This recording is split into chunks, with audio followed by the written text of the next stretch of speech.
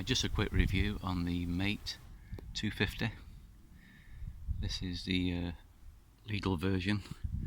There's a 250 watt motor in the back wheel there, and derailleur gears. Quite a heavy bike, but quite easy going. Just had a good ride, about 15 miles. Started off with 100% battery, and now I'm down to about 68%. But I have been up some seriously steep hills today with this, and if you do go through the gears, which you have to do on the hills, then this bike's quite competent, and I'd say it's good for at least 25 to 30 miles in a hilly environment where you're asking it to do a bit of the work for you. On the straight and narrow, you can keep it on setting number 3, 4 at a push, and that gets you along quite comfortably.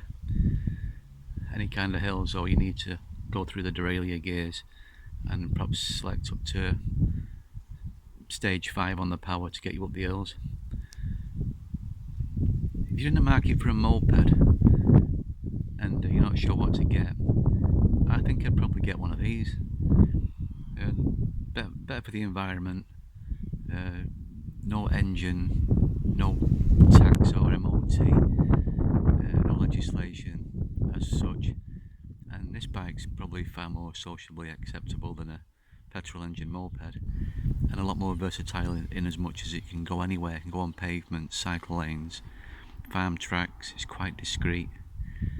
The tyre noise is quite loud on these things, to a point where I'd say it was almost dangerous because you can't hear cars behind you. So you need to keep switched on, and definitely don't ride it with earplugs in, earbuds in. I would say get an helmet for it as well, because it is quick. It can get up to 30 miles an hour with a bit of effort, and I think a decent helmet and a decent pair of gloves as well. And you're probably going to need a pair of glasses, because bugs hitting you at speed don't feel too good in the face, especially in the eyes. So yeah, glasses, helmet and a pair of gloves is probably what you're going to need, and a rucksack to put all your bits of kit in that you might want, like a puncture repair kit or a couple of spanners, whatever.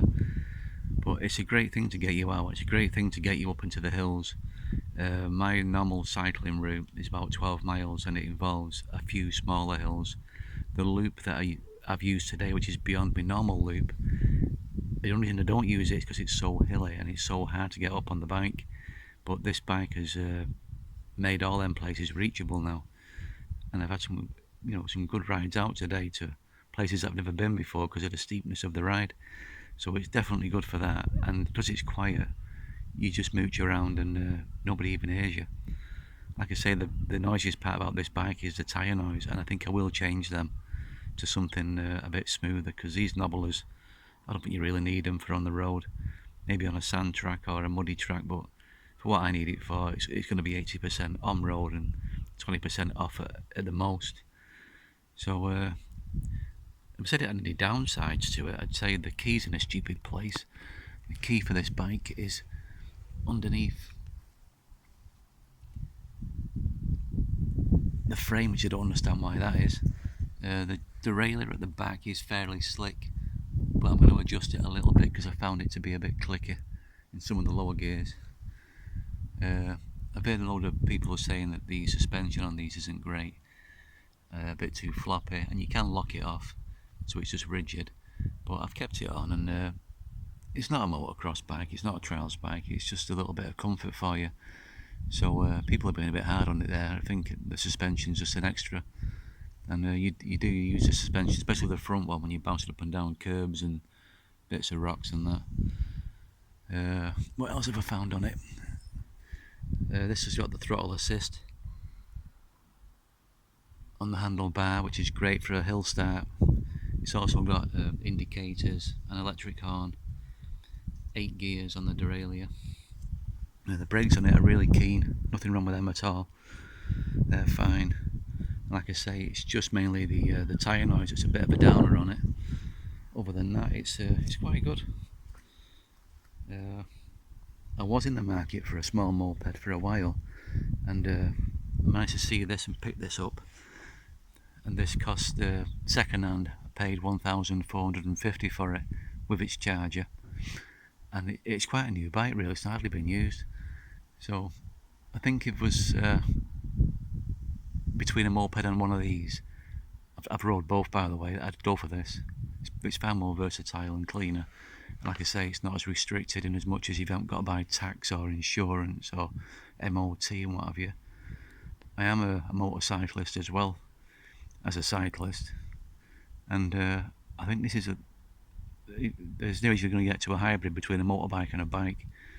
I do think it's a lot more useful than a moped, and I'm not using it. It can be left on charge, and come back to it.